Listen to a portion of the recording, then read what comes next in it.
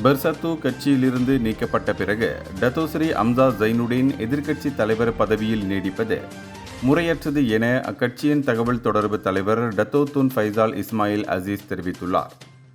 Bersatu மற்றும் பரிகாத்தான் national கூட்டணியின் பிரதிநிதியாகவே அம்சா அந்த பதவியை பெற்றார் என்றும், தற்போது அவர் ஒரு சுயேச்சை நாடாளுமன்ற உறுப்பினர் என்பதால் அப்பதவியிலிருந்து விலக வேண்டும் என்றும் அவர் வலியுறுத்தினார். 2022ஆம் ஆண்டு கட்சி தாவல் தடை சட்டத்தின் கொள்கைப்படி கட்சியிலிருந்து வெளியேற்றப்பட்டவர்கள் சுயேச்சை உறுப்பினர்களாகவே கருதப்படுவர் என அவர் சுட்டிக்காட்டினார்.